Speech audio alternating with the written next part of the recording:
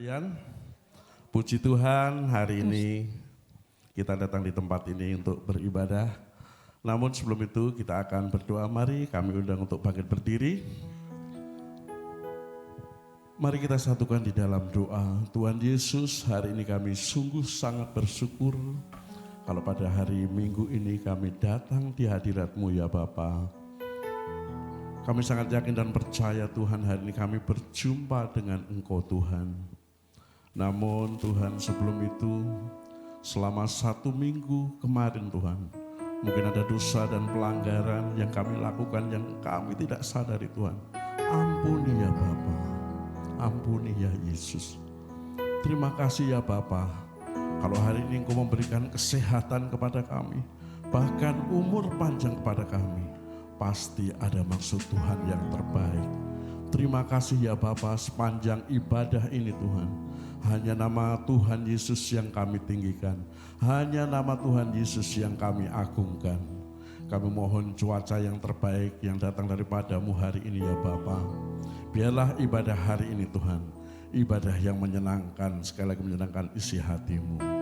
Tutup bungkus kami semua dengan darah kuasa darah Tuhan Yesus. Dan pada saat ini kami sudah berdoa dan mengucap syukur. Haleluya, amin. Kami persilakan untuk duduk kembali. Mari Bapak Ibu Saudara yang terkasih, kita lebih lagi masuk dalam hadirat Tuhan, menyembah memuliakan Dia, Yesus yang telah lahir buat kita, menyelamatkan kita. Kami bersyukur Tuhan untuk hari yang Kau beri buat kami ya Bapa.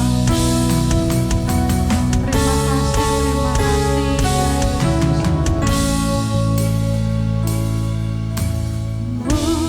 Mulia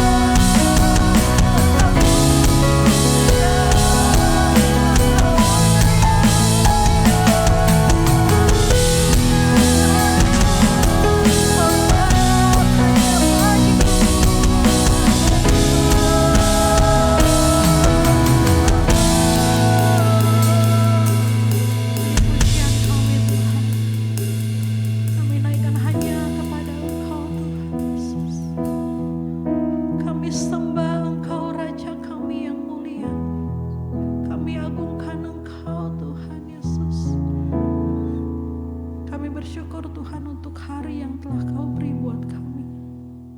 Kami bersyukur Tuhan untuk kesempatan dan waktu yang Tuhan beri buat kami Tuhan. Kami datang kepada Engkau Tuhan menaikkan pujian, menaikkan syukur kami hanya kepada Engkau Tuhan Yesus.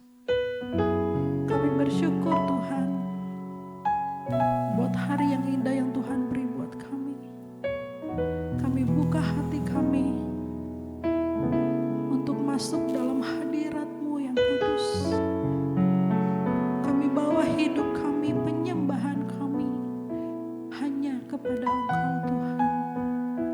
Kami bersyukur, berterima kasih kepada Engkau Tuhan. Mari bersama dengan saya katakan amin, haleluya. Puji Tuhan, shalom semua. Yang di atas shalom. Bersukacita di pagi hari ini. Amin. Yang bersukacita mari kasih salam samping kiri, depan belakang, katakan Engkau luar biasa. Haleluya. Ya Yesus telah lahir buat kita merayakan Natal bersama-sama Tuhan Yesus Kristus.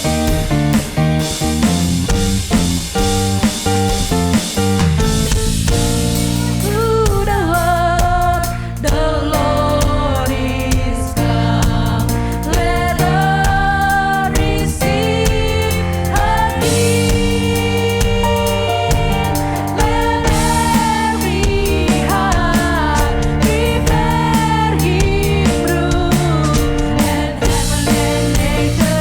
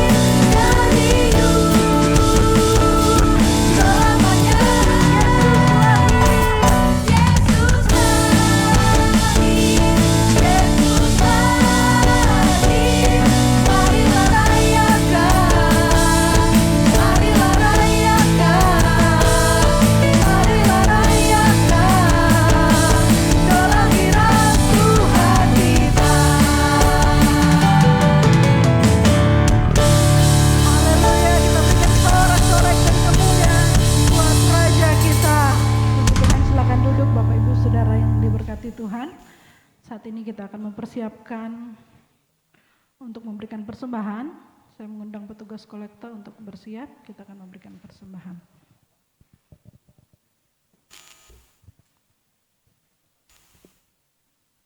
Mari terlebih dahulu kita berdoa. Segala pujian, segala syukur, hormat, kemuliaan kami naikkan hanya kepada Engkau Tuhan Yesus. Kami bersyukur buat hari yang indah Tuhan beri buat kami boleh memuji, memuliakan Engkau Tuhan. Dan saat ini kami akan memberikan persembahan, biar kiranya Tuhan Yesus memberkati persembahan yang nantinya akan kami berikan.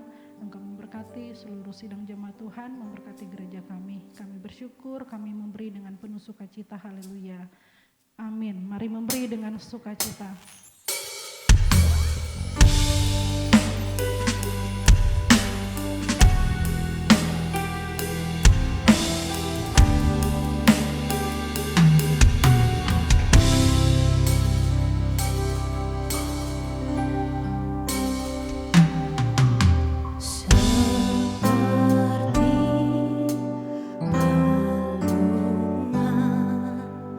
Layakkanlah hatiku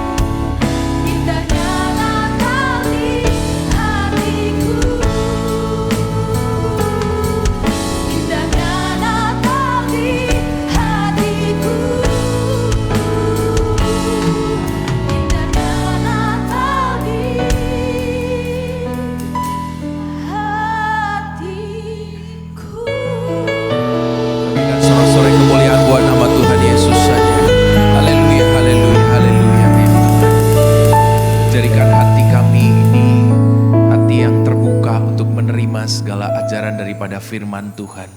Luruskan hati kami, selaraskan kehendak kami ya Tuhan, setiap saat, setiap waktu. Biarlah segala kebodohan, segala kesalahan masa lalu kami lama-kelamaan jadi pudar. Kami makin sempurna seperti Yesus Kristus. Kami makin memancarkan kebaikan seperti Yesus Kristus.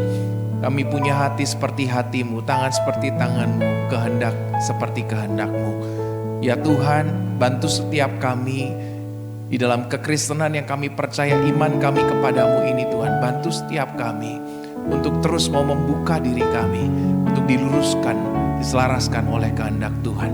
Kami tahu tidak ada kebenaran lain yang dapat melakukannya selain daripada firman Tuhan. Satu-satunya kebenaran yang layak untuk dipercaya, yang memerdekakan setiap kami umat-umat yang percaya. Ada kebenaran yang menguatkan, menghidupkan kami kembali, memulihkan kami kembali ketika kami percaya kepada nama Yesus. Terima kasih ya Tuhan, untuk setiap waktu kami masih boleh beribadah, masih boleh menyembah Tuhan.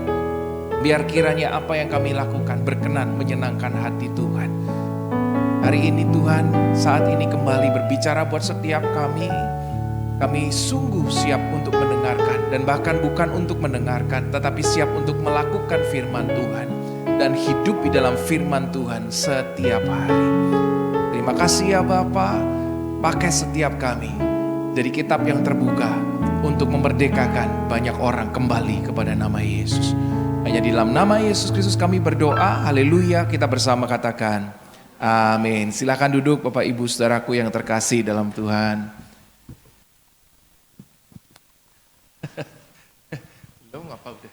Belum dipakai udah rusak Mas Adi, nanti jatuh. Nah ya toh Mas Adi, tuh.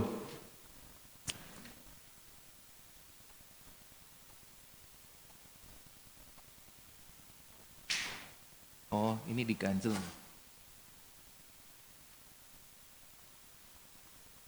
Bener ya? Oke, maaf ada gangguan sedikit. Shalom Bapak Ibu, selamat siang. Hari ini saya mau sampaikan sesuatu, kalau dari temanya ini adalah sebenarnya lanjutan daripada apa yang Bapak Gembala pernah sampaikan sebelumnya, tentang ibadah, tentang penyembahan yang belum lama juga beliau sampaikan. Di belakang kelihatan ya. Kok separuh Pak? Ada apa hari ini? Oke, enggak apa-apa. Baik, hari ini temanya adalah untuk apa ibadah atau penyembahan itu kita lakukan. Ini adalah tema-tema yang biasanya Pak Gembala sampaikan ya buat kita. Cuman kembali di akhir tahun saya ingin mengingatkan sebuah hal yang kita perlu ingatkan terus-menerus untuk apa kita beribadah atau menyembah Tuhan. Ini perlu Bapak Ibu Saudara karena begini. Kalau kita sadar pada hari-hari ini banyak gereja atau ibadah yang boleh jujur ya, itu menurut pengamatan saya dan mungkin banyak orang juga, ibadah itu lebih seperti kepada ambisi pribadi gitu. Ya, ada gereja-gereja tertentu yang membuat aturan itu menurut saya jadi kayak ini bukan keinginan Tuhan gitu loh. Tetapi ini keinginan daripada gembalanya mungkin, pemimpinnya mungkin. Dibikin semegah mungkin, standarnya harus yang seperti di hotel-hotel mewah gitu.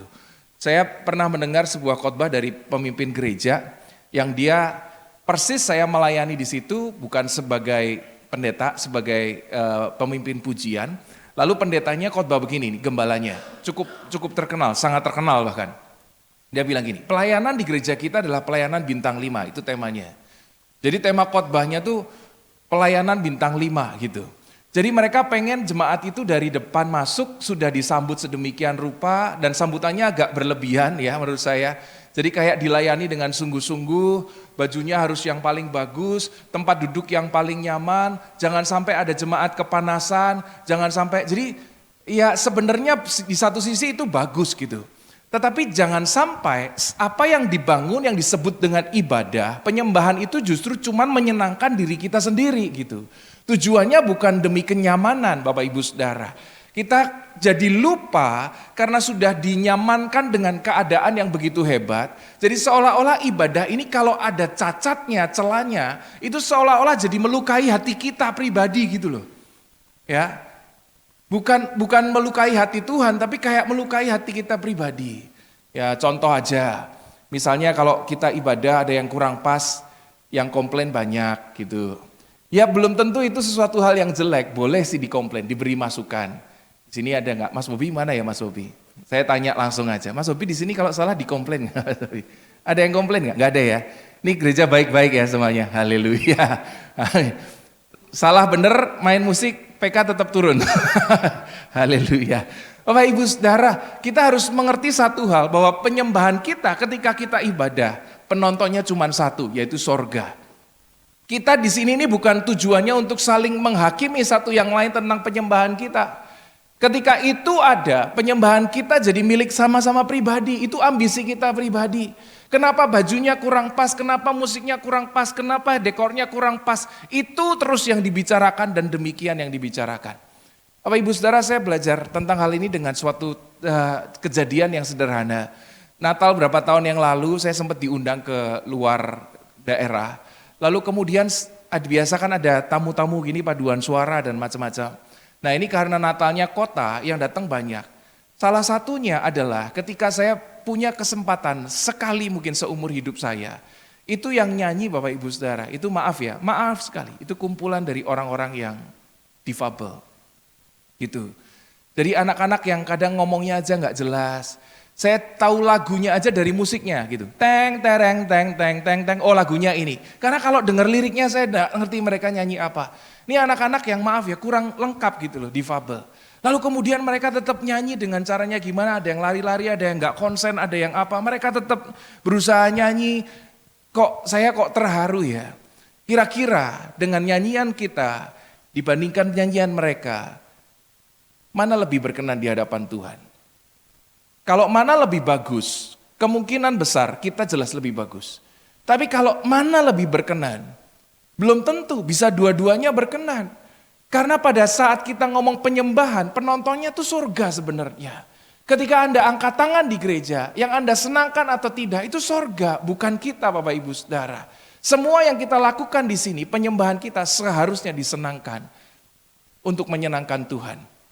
Jadi Bapak Ibu Saudara, mari kita kembali kepada sesuatu hal ini. Supaya paling tidak kita mengingat kembali semua ibadah yang ada. Segala pujian penyembahan, segala usaha kita untuk memperbaiki diri. Untuk latihan, untuk untuk memperbaiki dekorasi, untuk punya ini, memperbaiki peralatan. Tujuannya bukan ambisi pribadi. Ibadah kita tujuannya untuk menyenangkan Tuhan. Itu semestinya demikian. Amin Bapak Ibu Saudara. Karena kalau tidak, semuanya akan mengecewakan. Dulu saya pernah pelayanan Bapak Ibu Saudara, ini gerejanya dekat sini, gerejanya gede banget. Kalau saya sebut Anda pasti tahu, gembalanya sudah tidak ada.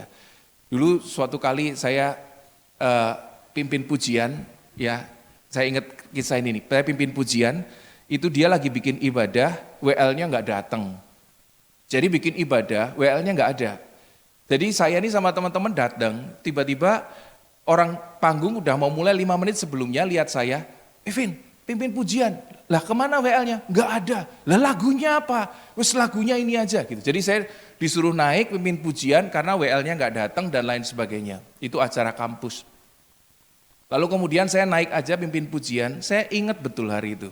Saya ingat hari itu betul karena itu mengubah persepsi saya tentang gereja yang menurut saya agak keliru. Itu saya terus terang saya nggak pakai latihan, saya pimpin pujian juga jelek. Lah bayangin aja kita belum ngapa-ngapain, tiba-tiba suruh naik panggung, nggak tahu musiknya, nggak pakai apa, suruh pimpin pujian. Lalu kemudian waktu khotbah beliau bilang begini, ini WL-nya siapa? Lu kampungan ya, itu di depan jemaat loh Bapak Ibu Saudara. Yang datang hampir 1000 mungkin. Itu saya ditunjuk depan dan saya ingat betul itu Pak Samuel ada, ya karena acaranya acara lumayan gede, Pak Samuel bilang gini, dah sabar aja, diem. Itu saya ditunjuk, kamu kampungan sekali, bahasamu jelek. Nggak usah pimpin pujian, gitu. Saya dalam hati, oh ya sudahlah, enggak apa-apa, saya terima aja, beliau orang penting gitu ya. Tapi saya merasa bahwa seharusnya gereja tidak begitu, bukan? Kalau kita tulus melayani, penonton kita tuh bukan gembala sekalipun Bapak Ibu Saudara. Tapi berusahalah dalam ketika Anda nyanyi, di rumah, ibadah kita, penyembahan kita, menyenangkan hati Tuhan. Amin. Hari ini mari kita lihat Bapak Ibu Saudara, sebenarnya apa yang dimaksud penyembahan di dalam Alkitab itu. Menyembah di dalam Alkitab itu artinya sederhananya begini. Artinya mencium, dekat, intim, atau digambarkan seperti anjing menjilati tangan tuannya. Yaitu seperti juga bersujud atau tersungkur seperti saudara kita yang muslim beribadah. Anda kalau lihat mereka beribadah, apa tandanya? Kepala harus nempel ke lantai. Itu artinya adalah penundukan yang sejati. Orang-orang pada zaman dulu Bapak Ibu Saudara, kalau bertemu raja, itu kepalanya harus lebih rendah bahkan dari posisi badannya harus, kalau rajanya duduk mereka harus lebih duduk lagi gitu. Kalau rajanya ngesot dia harus nempel ke tanah, harus lebih rendah daripada itu. Itu artinya penundukan diri. Kalau kita lihat dari sini saja, penyembahan itu tidak mungkin digunakan untuk menyenangkan diri kita pribadi. Ya, akan salah kalau seandainya kita mencium bukan sebagai tanda kasih, tetapi sebagai tanda ada maunya. Ya, ada yang begini, ada yang kalau istrinya udah mau mulai deket-deketin suami, mau cium, suaminya malah khawatir, nih minta apa lagi nih gitu. Kenapa? Karena ciumannya bukan tanda kasih, tetapi tanda ada maunya, dan itu pasti salah. Kalau kita mau intim, jangan karena ada maunya, itu pasti salah. Nah, bukankah itu yang terjadi sekarang? Kita datang beribadah, tetapi doa kita kepada Tuhan untuk Dia memberkati kita. Bukankah seperti itu keadaannya? Yang kedua, kalau anjing menjilati tangan tuannya, itu adalah tanda kasihnya dia. Yang punya anjing ngerti maksud saya. Ya, anjing kalau minta makan, dia nggak jilati tangan tuannya, dia gonggong, ya kan? Tetapi kalau dia menjilati, itu artinya dia lagi menyatakan kasihnya. Itulah yang dimaksud dengan worship itu. Dan kemudian bersujud tersungkur, demikianlah seharusnya yang namanya penyembahan. Mari kita lihat Bapak Ibu Saudara, apa yang Alkitab maksud lebih jauh. Saya akan mulai dari sini. Kolose 1 ayat 16 kita baca bersama 1, 2, 3. Karena di dalam Dialah telah diciptakan segala sesuatu yang ada di sorga dan yang ada di bumi, yang kelihatan dan yang tidak kelihatan, baik singgasana maupun kerajaan, baik pemerintah maupun penguasa, segala sesuatu diciptakan oleh Dia dan untuk Dia. Ini yang bagus Bapak Ibu Saudaraku. Ya, saya percaya bahwa kita manusia diciptakan ya oleh Tuhan dan untuk Tuhan. Anda percaya demikian juga? Atau Anda masih ada yang belum percaya bahwa kita manusia diciptakan Tuhan? Lebih memilih percaya bahwa manusia dulunya monyet, terus kemudian monyetnya dari kecil bisa berdiri, lalu kemudian bisa membuat alat dari batu, lalu moncongnya mulai ke dalam, mulai bisa ngomong dan lain sebagainya, ya kita doakan sama-sama aja dulu. Tapi saya percaya saya manusia diciptakan oleh Tuhan dan untuk puji hormat kemuliaan bagi Tuhan. Buktinya apa? Mari kita lihat Bapak Ibu Saudara. Dalam kisah penciptaan, dalam kitab Kejadian, Anda semua tahu hal itu. Ada sesuatu yang menarik Bapak Ibu Saudara. Tuhan ciptakan bumi dan segala isinya dari kosong. Betul ya? Dia ciptakan dari matahari, bulan, bintang, air, laut, udara, gelap, terang, dan lain sebagainya. Dia ciptakan semuanya dengan begitu baik, kata firman. Lalu pada hari yang ke-6, beliau menciptakan yang namanya manusia. Dan manusia ini ternyata dikasih sebuah tempat yang namanya Eden. Jadi kalau kita bayangin Bapak Ibu Saudara, itu yang terjadi begini. Dari semua bumi itu yang diciptakan Tuhan sebagai kebaikan, Tuhan menciptakan satu tempat yang namanya Eden untuk ditaruh manusia. Lalu Tuhan bilang ini semuanya sangat amat baik. Artinya in God's favor, menyenangkan hatiku. Jadi ketika Tuhan menciptakan manusia, itu ada sesuatu yang lain. Kalau Tuhan ciptakan ikan, lu berenang di air dimanapun boleh, bebas. Kalau mau terbang burung dimanapun boleh, bebas. Tetapi manusia itu dikasih satu tempat yang namanya tempat favoritnya Tuhan. Jadi Anda kira-kira bisa bayangin begini Bapak Ibu Saudara. Ya di sini kalau ada yang punya rumah gitu, ya kalau saya sih kasih contoh kayaknya kurang pas karena cuma rumah 2 kamar ya, ketemu lu lagi lah gitu. Tapi kalau Anda punya rumah yang gede, Anda suka dong dengan seluruh rumah itu. Nah saya tanya, dari seluruh rumah itu ada tempat favorit nggak di sana? Gitu. Ada dong ya. Kalau saya tempat favoritnya kamar mandi. Kamar mandi, terutama kalau ada istri udah mulai minta sesuatu gitu, lebih baik pura-pura sakit perut. Itu adalah langkah yang paling aman Bapak Ibu Saudara ya, amin. Kamar mandi tempat paling nyaman. Nah, Anda punya tempat favorit dong. Anda bisa baca buku di situ mungkin, ada tamannya di situ. Dari semua tempat saya punya tempat favorit. Nah, Eden itu artinya itu adalah ini Bapak Ibu Saudara. Eden itu memang betul, satu artinya paradise, surga. Lalu dia juga berupa dataran, betul juga. Lalu kemudian ada arti daripada Eden yang bukan cuma bermaksud taman, tetapi adalah taman kesukaan, my favorite place. Itu artinya Eden. Kita kasih itu nama Taman Eden karena kita taunya manusia dikasih sebuah taman namanya Taman Eden. Kalau kita baca Bapak Ibu Saudara dengan baik, itu artinya Tuhan ngasih sebuah tempat kesukaannya dia yang menyenangkan hati untuk ditaruh yang namanya Adam dan Hawa. Jadi kita ini diciptakan, itu tuh favoritnya Tuhan loh Bapak Ibu Saudara. Manusia itu dikasih tempat nggak bebas, dikasih tempat yang terbaik dari seluruh bumi. Itu awalnya. Jadi mohon maaf nih coba ya yang lagi nggak senang hati sama siapa gitu, lihat kiri kanannya, bilang kamu tuh gitu-gitu tuh favoritnya Tuhan loh, nggak tahu udah pokoknya gitulah.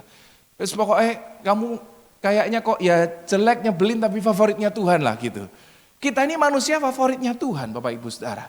Dikasih tempat terbaik di bumi ini namanya Eden. My favorite place. Itu manusia. Nah, pada saat ini saya tanya ya, apakah sudah ada ibadah atau penyembahan yang kita tahu sampai hari ini Bapak Ibu Saudara? Waktu di Taman Eden ada penyembahan enggak Bapak Ibu Saudara? Enggak ada ya. Jadi penyembahan belum diperlukan pada waktu itu. Kenapa kira-kira? Jadi kita tahu nih dari sini, kenapa kita perlu beribadah menyembah Tuhan. Pada waktu di Eden tidak pernah dibaca, manusia melakukan ibadah kepada Tuhan. Manusia tidak perlu melakukan penyembahan kepada Tuhan. Kenapa? Karena manusia dan Tuhan tinggal barengan. Mereka tinggal setara, mereka hidup bersama, mereka melakukan kegiatan bersama. Saya bayangin kalau pada saat itu gitu kita sudah ada, enak sekali saya rasa. Mau makan apa aja boleh kecuali satu. Kita kerjaannya ya mau berselancar, mau berenang, mau ngapain, mau ngasih nama-nama binatang, ya kan dikasih nama sesuka hati. Mau ngapain aja boleh loh. Kegiatan yang enak sekali dan tidak ada penyembahan di sana. Lalu mengapa perlu penyembahan? Bukankah dalam Kejadian 3 ayat 8 muncullah yang namanya dosa itu? Ketika di dalam Kejadian 3 ayat 8 dosa itu muncul, ayatnya begini, manusia mulai bersembunyi daripada Tuhan. Lalu pada akhirnya manusia diusir daripada Tuhan, betul? Manusia diusir daripada Tuhan dan taman itu diusir. Lalu kemudian Bapak Ibu Saudara, Tuhan mulai yang namanya memotong binatang menjadi korban, kulitnya dipakaikan kepada manusia. Dan mulai sejak itu baru ada yang namanya penyembahan Bapak Ibu Saudara. Jadi penyembahan digunakan untuk apa kira-kira? Bapak Ibu Saudara, penyembahan itu digunakan cuma satu sebenarnya. Karena manusia yang dulunya hidup bersama dengan Tuhan, karena dosa dia harus terpisah daripada Tuhan. Dan kalau manusia berdosa, ketemu Tuhan apa yang terjadi kata Alkitab? Mati. Manusia berdosa tidak bisa ketemu Tuhan. Tuhan jijik lihat dosa. Tuhan jijik lihat kesalahan manusia. Oleh sebab itu, ketika manusia diusir dari Taman Eden, mulai sejak itu, manusia untuk ketemu Tuhan harus pakai yang namanya worship. Jadi gunanya worship itu Bapak Ibu Saudara, darah yang tercurah itu gunanya adalah untuk merekonsiliasi kembali ini tadi loh. Supaya manusia yang sudah berdosa dapat ketemu Tuhan. Pakai apa? Pakai worship. Korbanmu itu kalau sekarang kalau zaman perjanjian lama korbannya ya binatang. Tergantung dosanya apa. Ya, kalau Anda dosanya besar ya domba gitu. Kalau dosanya kecil ya kambing, ya nggak punya uang burung merpati. Itulah yang dilakukan bukan. Masih kepada beberapa orang, penyembahan mereka kepada Tuhan adalah pakai worship, pakai darah yang tercurah. Kenapa begitu? Karena supaya manusia dapat kembali ketemu Tuhannya. Itulah gunanya worship Bapak Ibu Saudara. Makanya suatu kali ketika kita baca kitab Keluaran, apa yang terjadi di sana? Ini adalah sesuatu bukti yang sangat kuat bahwa worship itu tujuannya hanya untuk merekonsiliasi antara umat supaya umat ini dapat kembali bersekutu dengan Tuhan. Di dalam kitab Keluaran, Anda menyaksikan keajaiban Tuhan yang luar biasa. Tiang awan, tiang api di sana, laut yang terbelah supaya umat ini dapat kembali menyeberang dan diselamatkan. Lalu banyak sekali kejadian di dalam kitab Keluaran, Bapak Ibu Saudara. Kalau pertanyaannya, maaf nih kalau bahasa saya, ngapain sih Tuhan repot-repot memberkatin umat sampai sebegitunya? Manusia yang waktu itu haus dipukul batu keluar air. Mereka nggak ada yang pimpin, Tuhan pilih Musa. Mereka butuh mujizat, dilepaskan ada 10 tulah, tongkat jadi ular, ada macam-macam. Kenapa sih Tuhan sampai melakukan semua mujizat itu untuk manusia? Pernah mempertanyakan ini enggak kira-kira ya Bapak Ibu Saudara? Ngapain sih Tuhan tuh kayak memberkati umat yang paling istimewa ini Israel. Ya, dengan diberkati sedemikian rupa. Mereka lapar, mana keluar kemah ada. Mereka komplain minta daging, ya kan, rakus. Tuhan bilang sore burung datang jatuh makan burung secukupnya. Kenapa semua itu Tuhan lakukan Bapak Ibu Saudara? Bukankah kitab Keluaran menuliskan berkali-kali. Keluaran 4 ayat 23, sebab itu aku berfirman kepadamu, biarlah anakku itu pergi. Israel disebut anakku itu pergi, supaya apa? Ia beribadah kepadaku. Dan katakanlah kepadanya Tuhan orang Ibrani dan seterusnya untuk mengatakan biarlah umatku pergi. Untuk apa? Supaya mereka beribadah kepadaku di padang gurun. Lalu kemudian kalau Anda lihat yang berikutnya dan berikutnya lagi. Untuk apa Tuhan memilih sebuah umat, membebaskan daripada Mesir? Untuk apa Tuhan memberkati? Untuk apa Tuhan membebaskan dari ikatan dosa dan lain sebagainya, disucikan. Lalu kemudian dengan sunat pada waktu itu, Tuhan kasih makan, Tuhan macam-macam melakukan, berkati tiang awan, tiang api. Untuk apa Bapak Ibu Saudara? Kita seringkali GR loh. Tuhan memberkati saya, ini karena saya pantas menerimanya. Karena saya sudah kerja keras, karena saya pelayanan. Bapak Ibu Saudara, Israel menerima lebih banyak daripada apa yang kita terima hari ini. Dan semuanya tujuannya, supaya umat itu beribadah kepadaku. Sebuah perkataan firman yang sangat banyak dikatakan oleh kitab Keluaran. Dan tujuannya cuma satu, untuk ibadah Bapak Ibu Saudara. Supaya umat yang berdosa ini dibebaskan Tuhan ke sebuah tanah yang menurut kitab Keluaran, di mana ya engkau akan menjadi umatku dan aku akan menjadi umatmu dan aku memberkati engkau. Kembali seperti waktu di Taman Eden itu loh Bapak Ibu Saudara. Ketika Tuhan hidup bersama dengan Adam dan Hawa, manusia setara, mereka bisa ketemu muka dengan muka. Tuhan lakukan segala sesuatu supaya tanah Kanaan menjadi tanah di mana Tuhan jadi Tuhannya umat Israel jadi anaknya Tuhan selama-lamanya. Itulah janji Tuhan. Untuk apa kita beribadah? Tujuannya semuanya untuk itu Bapak Ibu Saudara. Seluruh tata cara ibadah, liturgi, musik hanya untuk mendekatkan kembali, merekonsiliasi hubungan manusia dengan Allah yang terputus karena dosa. Ngapain Bapak Ibu Saudara beribadah sampai hari ini? Ngapain Anda nyanyi penyembahan sampai hari ini? Tuhan sudah memberkati kita, dimerdekakan dari dosa, dibebaskan dari maut, dijaganya seperti biji mata, diberkati. Saya merasa hidup saya sangat diberkati Tuhan, apapun itu. Dilimpahi dengan banyak dan puluhan alasan lain yang kita bisa sebut satu persatu. Untuk apa semua Tuhan lakukan itu Bapak Ibu Saudara? Saya yakin alasannya tetap sama, supaya setiap kita dapat kembali menjadi umat Tuhan selama-lamanya.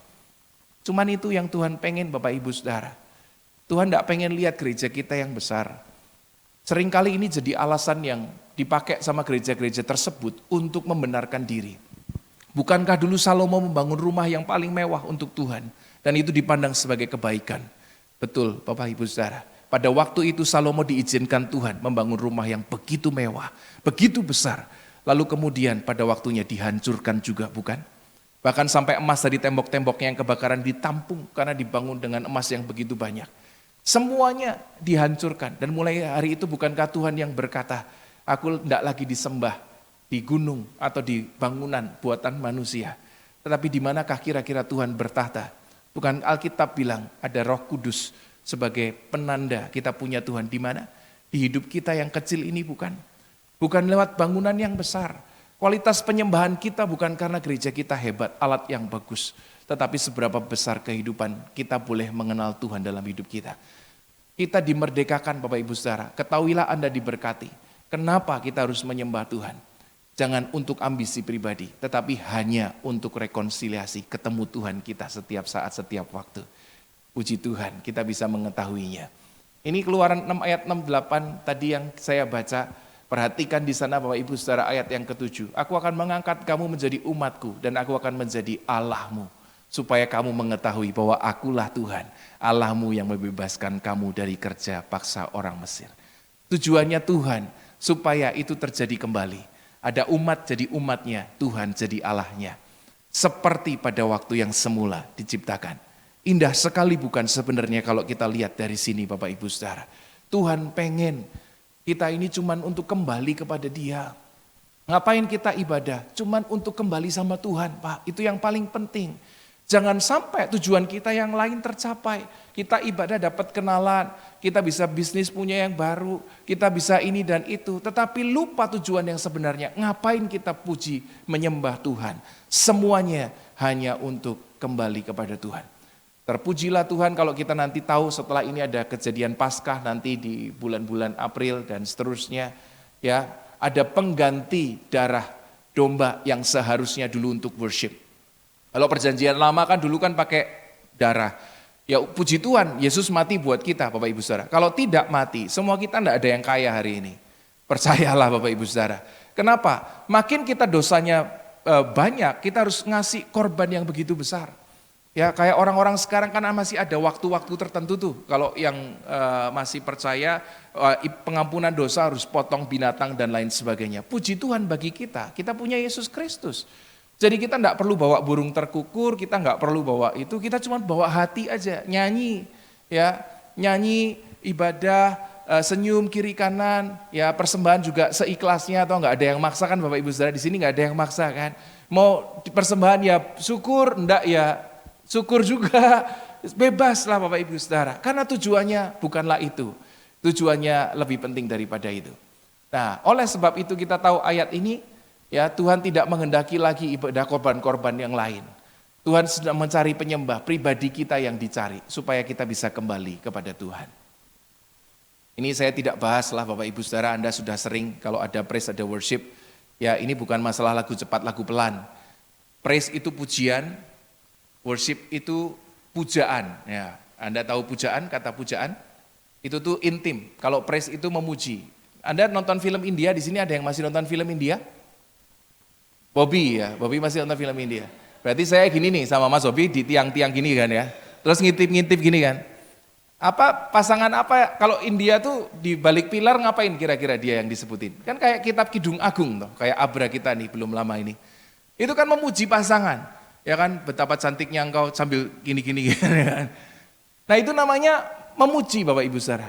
Tetapi memuja itu tuh lebih intim. Kayak Salomo nulis lirik-lirik untuk memuja pasangannya gitu. Jadi praise and worship itu bukan masalah lagunya, tapi masalah isinya. Jadi kalau kita bilang, saya mau praise, memuji Tuhan. Kalau misalnya dengan lagu pelan gitu ya.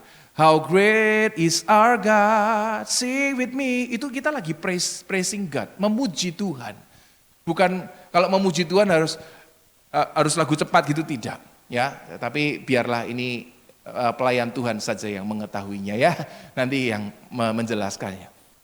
Kalau kita tahu sampai hal ini Bapak Ibu Saudara, maka kualitas dari penyembahan kita itu bukan bergantung daripada alat-alat yang kita pakai. Tetapi bergantung kepada makin kita bisa meresponi pengorbanan Tuhan, makin kita bisa meresponi betapa besarnya Tuhan buat kita akan memuji Dia dengan makin antusias. Ya, jadi kalau masih ada yang alasannya gini, kenapa sih kamu enggak nyanyi gitu kalau ibadah? Lah habisnya musiknya enggak enak gitu. Lah habisnya Anda belum mengerti tentang penyembahan. Tetapi kalau orang yang sudah mengerti penyembahan, dia datang, bahkan musiknya belum ada, dia sudah bisa menyembah Tuhan. Kenapa? Karena Tuhan besar dalam hidupnya. Karena Tuhan hebat dalam hidupnya. Saya bisa sampai hari ini, punya banyak hari ini, saya pantas untuk bertemu dengan Tuhan, sekalipun saya berdosa, hanya karena kebaikan Tuhan. Makin kita ngerti hal itu Bapak Ibu Saudara, penyembahanmu akan makin hebat, kualitasnya akan makin bagus. Ya kalau ini membantu lah ya. Ada baik, tidak ada ya baik juga. Tidak ada masalah. Di tempat yang jelek Tuhan dimuliakan, di tempat yang bagus Tuhan dipermuliakan. Standarnya SOP-nya bukan manusia, tetapi respon kita betapa besarnya Tuhan itu. Yang terakhir Bapak Ibu Saudara, lalu kemudian ada hambatan apa yang sering kali kita lakukan di dalam ibadah kita? Yang pertama, hambatan yang pertama untuk penyembahan kita, itu cuan. Ya, kita sebut sama-sama 1, 2, 3, cuan, dan cuan. Medsos isinya cuma cuan gitu. Bapak Ibu Saudara, sadar enggak sih kita? Hambatan kita menyembah Tuhan itu cari untung buat diri sendiri. Ya, saya belum lama pulang ke Yogyakarta beberapa waktu yang lalu ketemu sama teman. Saya tanya dia, "Kamu masih ibadah di situ enggak?" "Enggak, saya pindah ke tempatnya si Pak ini." Ya, gerejanya di Jakarta juga ada. Itu gereja. "Loh, kenapa kamu pindah? Itu gerejanya kayaknya juga bagus-bagus aja gitu, enak gitu." "Loh, lain loh. Saya waktu pindah ke sini, berkatnya lain," katanya gitu. Cuannya jadi usaha tuh kayaknya lancar gitu. Dulu saya bilang nih banyak orang datang sama Tuhan itu cuma pindah cuan sebenarnya. Kayaknya kalau di gereja sini enggak cuan, dia pindah gereja lain. Bapak Ibu Saudara, ada yang pindah dari gereja lain karena enggak cuan. Di sini cuan? Atau Anda merasa lagi kurang cuan di tempat ini? Enggak tahu kenapa gitu, tapi ibadah itu dijadikan begitu. Dijadikan tempat untuk keuntungan bagi dirinya sendiri. Waktu kita naikkan tangan kita, kenapa sih yang terucap bukanlah kata-kata pengagungan bagi Tuhan. Tapi kira-kira Tuhan tolong saya, Tuhan berkati saya, Tuhan ini saya, dan lain sebagainya. Kenapa urusan ibadah cuman perkara cuan aja yang dicari Bapak Ibu Saudara. Kalau Anda sempat, nanti yang saya yakin banyak punya Netflix Bapak Ibu Saudara, tontonlah di Netflix itu ada satu serial yang bagus. Judulnya In the Name of God. Ada yang pernah nonton belum ya? Hobi lagi pokoknya. Itu ada gereja-gereja mungkin yang beberapa Anda tahu loh. Yang mungkin beberapa Anda tahu. Ya karena ada yang belum lama. Itu jelas sekali Bapak Ibu Saudara, itu gereja itu dibongkar sama itu. Ya, dan ada beberapa film yang berdasarkan daripada kisah itu. Ada yang dibikin komedi, ada yang kalau yang komedi itu menurut saya dibikin berdasarkan Hillsong di Australia itu ya. Terus ada yang dibikin berdasarkan cult di Korea, dibikin filmnya. Itu orang bisa jahat dan lain sebagainya. Uang dikumpulkan begitu banyak. Lalu kemudian pendetanya judi, dipakai untuk beli macam-macam dan lain sebagainya gitu. Ya mungkin secara satu sisi ya sah-sah aja sih uang udah dikasih kepada pendetanya gitu ya. Tapi kok ya salah lah, menurut saya itu jelas sangat salah. Kalau kita berdoa lalu Tuhan berkati, saya percaya kalau kita sadar dan wajar ya sebagai hamba Tuhan kalau kita makin punya uang justru kita akan makin banyak memberi bagi orang lain, semestinya begitu. Seharusnya idealnya begitu, makin banyak pelayanannya, bukan untuk membangun gereja yang makin besar dan makin besar. Tanpa sadar banyak gereja ibadah jualan atas nama Tuhan dicari untuk cuannya sendiri. Itu seperti berhala Bapak Ibu Saudara. Konsep berhala itu begini, kalau Anda baca di dalam kitab Keluaran ya, berhala itu munculnya begini. Suatu kali mereka ini jemaat kalau minta segala sesuatu itu mintanya sama Musa. Anda tahu hal itu, karena pada waktu itu manusia tidak bisa langsung ketemu Tuhan. Yang bisa naik ke gunung ketemu Tuhan itu cuma Musa. Yang bisa masuk ke kemah suci itu cuma Musa. Jadi kalau misalnya ada jemaat bermasalah, ya anggap aja kayak masalah sekarang gini. Tuhan, saya tidak punya uang sekali, saya pengen anak saya harus sekolah misalnya gitu. Tapi gimana ya, saya udah benar-benar minta tolong gitu. Mereka tidak bisa doa sendiri. Mereka harus datang sama Musa gitu. Untuk Musa tolong dong doain saya misalnya gitu ya. Itu kejadian itu. Nah ada kejadian, waktu kemudian mereka butuh sesuatu. Musa itu lagi di gunung lama, puluhan hari. Kenapa? Karena Tuhan lagi bicara sama Musa untuk nulis hukum Taurat dan lain sebagainya itu loh. Anda tahu lah kisah itu ya. Lah, jemaat-jemaat yang membutuhkan Musa ini gimana? Mereka pengen ketemu Tuhan, mereka punya masalah, mereka pengen dijawab Tuhan, tapi mereka enggak bisa ketemu Musa. Lalu mereka memaksa Harun dan Harun menjawabnya, yaitu gimana kalau kita kasih perhiasan kita bikin patung supaya Tuhan yang jauh bisa dekat sama kita sembah. Siapa tahu Tuhan itu menolong kita. Itu konsepnya berhala tuh gitu loh. Jadi Tuhan yang enggak bisa ditemuin, dibikinlah patung. Kenapa patung? Supaya patung ini jadi Tuhan, supaya bisa tolong umat. Itu berhala tuh kayak gitu loh. Jadi Tuhan yang jauh didekatkan secara paksa supaya dia bisa tolong saya. Tujuannya adalah membantu dia, cuan bagi dia. Itu namanya berhala. Bapak Ibu Saudara, dengan penuh kasih saya mengingatkan jangan jadikan bahkan ibadah ini jadi berhala untuk kita. Supaya kita yang cuan. Ibadah ini bisa jadi berhala, bisa. Karena kita datang supaya kita yang dapat keuntungan. Bapak Ibu Saudara, jangan jadikan ibadah kita sekalipun jadi berhala buat kita. Kita mau datang sama Tuhan sungguh untuk kemuliaan, keuntungan Tuhan. Ini adalah kasih buat dia. Kalau Tuhan berkati kita, puji Tuhan. Kalau Tuhan belum berkati kita, ya puji Tuhan. Ada waktunya dia akan memberkati kita. Itu enggak perlu diminta-minta Bapak Ibu Saudara. Seperti khotbah Pak Gembala kalau enggak salah yang waktu lalu. Urusan kita pribadi, enggak usah diminta. Tuhan tahu, Tuhan yang mencukupkan. Benar enggak beliau ngomong gitu ya? Enggak usah doa terus untuk apa yang kamu makan, minum, pakai setiap hari. Terus minta ini. Tuhan tahu. Doakan orang lain. Doakan macam-macam dan lain sebagainya. Sebab Tuhan sudah tahu dan menjamin di dalam nama Yesus apa yang kita perlukan. Ibadah kita bukan untuk keuntungan kita pribadi. Lalu yang kedua, ini alasan yang masih ada sampai sekarang, yaitu adalah pekerjaan, kesibukan, waktu menjadi hambatan. Sama seperti di kitab Keluaran, yang pertama berhala, ya cuan demi keuntungan. Yang kedua pekerjaan.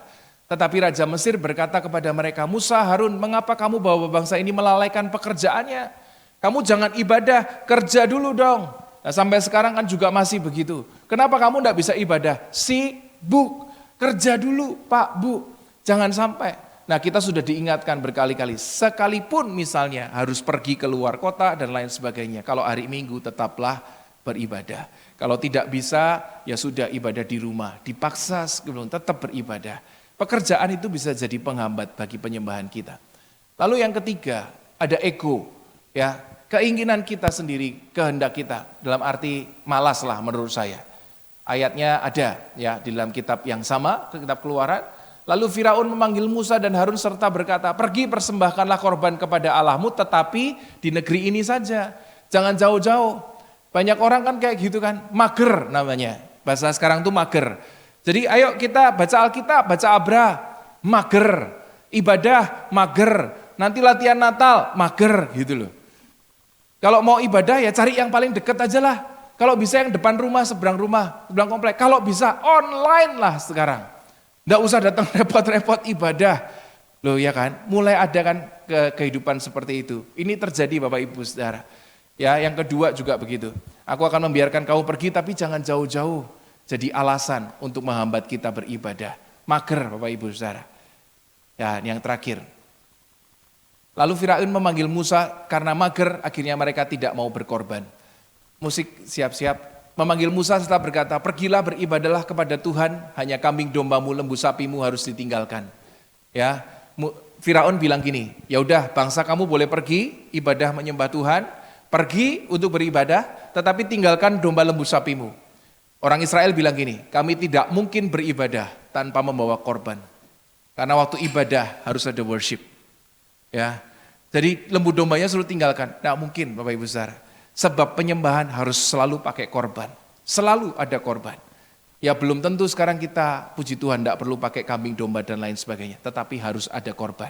Kita mungkin korban waktu, kita mungkin korban energi, capek dan lain sebagainya. Tetapi penyembahan itu untuk mengembalikan kita dapat bersekutu bersama dengan Tuhan. Jadi korban sama-sama Bapak Ibu Saudara. Karena penyembahan tidak mungkin tidak ada korban. Sebagai pengingat bagi kita, dibaca bersama-sama, direnungkan. Ya hati-hati, sekarang zamannya manusia sibuk beragama, ngaku Kristen, ngaku bergereja, tetapi sesungguhnya mereka tidak bertuhan. Kenapa? Nggak baca firman, nggak ada penyembahan, nggak ada korban, dan lain sebagainya. Kita ingatkan buat kita masing-masing, Anda beragama atau bertuhan. Jangan lupakan penyembahan Bapak Ibu Saudara. Semoga menjadi pengingat bagi kita, Tuhan memberkati. Ya Bapak, kami ucap syukur buat hari ini. Ingatkan kami Tuhan, untuk apa kami beribadah kepada Tuhan. Untuk apa kami memuji menyembah Tuhan. Untuk sekian kali mengaku Kristen, untuk apa semua kami usahakan ini? Ya Tuhan, ampuni kami kalau sampai hari ini kami beribadah, berdoa kepada Tuhan hanya untuk keuntungan kami sendiri. Ampuni kami ya Bapak, kami salah. Ajarkan kami kembali. Sesungguhnya Tuhan bikin kesempatan untuk ibadah, penyembahan ini hanya supaya kami boleh bersekutu kembali bersama dengan Tuhan. Karena kami sudah berdosa, karena kami sudah bersalah, dan karena dosa kami tidak layak untuk berjumpa denganmu. Tetapi puji Tuhan, karena ada worship, darah yang tercurah anak domba Allah, Yesus Kristus Tuhan. Setiap kami boleh dengan berani berjumpa dengan Engkau kembali seperti semula. Kenapa kami diciptakan menjadi kesenangan puji hormat bagi nama Tuhan. Ingatkan kami akan hal ini Tuhan, untuk mengambil komitmen penyembahan kami, ibadah kami.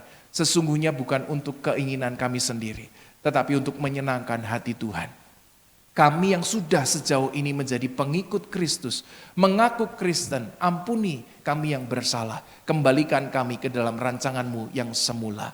Tuhan, kami berdoa kiranya waktu yang singkat ini boleh mengingatkan kami kembali, dan boleh menjadi komitmen kami kembali. Kami rindu Tuhan berjumpa dengan Engkau. Kelihatan manusia atau tidak, kami tahu penyembahan kami ditonton oleh sorga sendiri. Tujuan kami bukan menyenangkan manusia. Tujuan kami bukan untuk makin sempurna, mencari nama, bahkan mencari keuntungan yang lain bagi diri kami sendiri. Tapi setiap penyembahan kami, hanya sorga yang kiranya disenangkan. Terima kasih ya Tuhan, kalau Tuhan sudah begitu baik, memberikan kami alat yang baik untuk menolong kami dalam pujian penyembahan. Memberikan tempat yang baik, yang nyaman, yang dingin. Tapi semua itu bukan kemegahan dan tujuan. Semua itu hanya alat untuk menolong kami sehingga kami boleh beribadah dengan lebih baik. Terima kasih ya Tuhan, Kau sudah berkati kami. Segala hal yang Tuhan lakukan, kami percaya tujuannya untuk mengembalikan kami kepada jalan yang lurus, yang sempurna, kembali berjumpa kepada pencipta kami, yaitu Engkau sendiri. Terima kasih Tuhan, kami berdoa. Mampukan kami untuk hidup di dalam firman-Mu setiap hari. Di dalam nama Yesus kami berdoa. Haleluya, kita bersama katakan amin. Tuhan berkati Bapak Ibu Saudara. Puji nama Tuhan, terima kasih kepada Bapak Pendeta Alvin Kurniawan yang telah menyampaikan kebenaran firman Tuhan. Tuhan Yesus memberkati. Saya percaya kita semua diberkati, amin. Haleluya. Bapak Ibu, kita akan memberikan persembahan. Saya mengundang para petugas kolektor untuk bersiap, kita akan memberikan persembahan untuk Natal.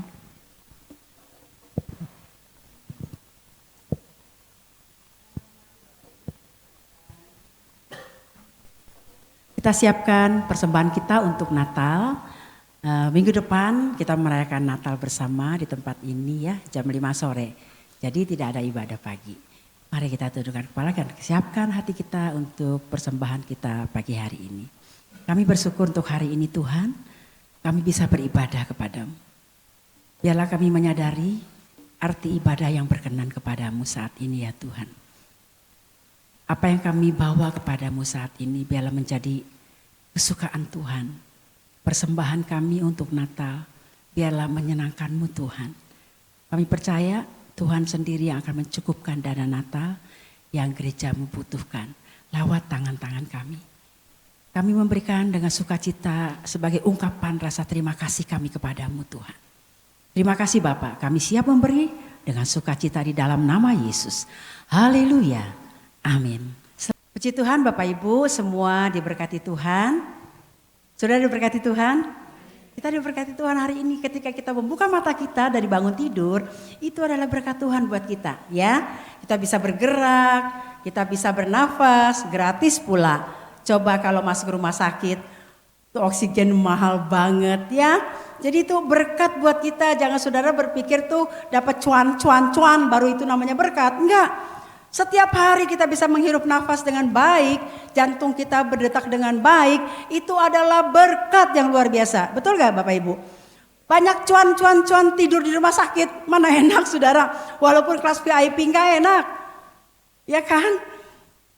Walaupun cuannya cukup aja ya. Lebih enak cukup kok, betul gak Bapak Ibu? Kita mau apa-apa cukup, mau kemana-mana cukup, itu paling enak. Itu lebih dari cuan ya.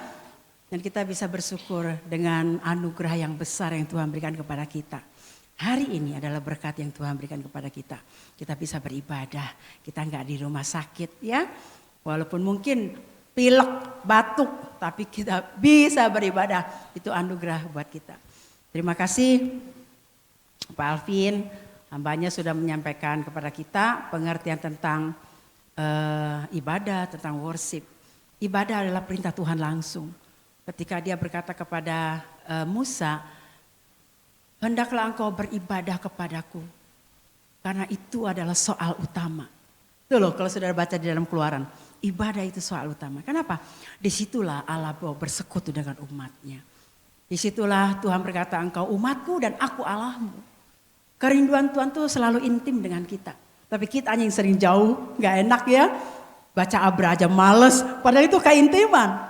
Sarana gereja untuk membuat kita dekat dengan Tuhan, memahami keinginan Tuhan. Salah satunya Abra dan yang kedua doa. Mungkin saudara bilang, doa cuma sebulan sekali, gua ikutan gak apa-apa. Enggak, sebulan sekali saudara, doa itu tiap hari. Makanya setiap kali pesan gembala disampaikan, ada di bawahnya. Doakan untuk kebangkitan pertobatan massal ya.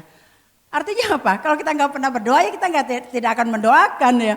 Artinya ayo berdoa tiap hari dan sisipkan doa syafaat kita untuk bangsa dan negara ini. Kenapa Tuhan belum datang? Karena doa-doa kita yang menjadikan orang-orang benar ini supaya tetap bertahan dalam segala situasi. Dan Tuhan menginginkan kita menjadi alat-alat Tuhan untuk menjangkau banyak jiwa datang kepada Tuhan. Sekali lagi, biarlah kita bisa terus bersyukur dalam setiap keadaan, bersyukur dalam segala hal, gak mikirin cuan-cuan melulu. Ya. Kita sehat itu anugerah Tuhan. Kita bisa beribadah itu anugerah Tuhan. Karena satu saat, satu masa, tidak akan lagi bisa kita beribadah kepada Tuhan. Jadi mumpung kita bisa beribadah, ayo beribadah dengan kesungguhan hati. Hari ini kita bilang, Tuhan aku datang beribadah karena aku mengasihi-Mu. Aku mau bersyukur lewat ibadahku, lewat pujianku untuk 1 minggu lamanya Tuhan sudah jaga hidupku. Apalagi yang berulang tahun, 1 tahun lamanya Tuhan sudah jaga dan pelihara hidupku. Menjauhkan segala yang tidak baik dan memberikan yang terbaik dalam hidupku. Dia terlalu baik, terlalu baik. Saya percaya kalau saudara diberikan kesaksian nih untuk menyatakan kebaikan Tuhan, gak cukup ibadah 2 jam. Banyak kebaikan-kebaikan Tuhan yang akan kita ceritakan. Betul? Hari ini kita ada, itu karena kemurahan Tuhan. Kita akan dengar satu pujian, oleh karena kemurahan Tuhan. Bapak Ibu jangan lupa minggu besok kita perayaan Natal dan ibadah pagi tidak ada.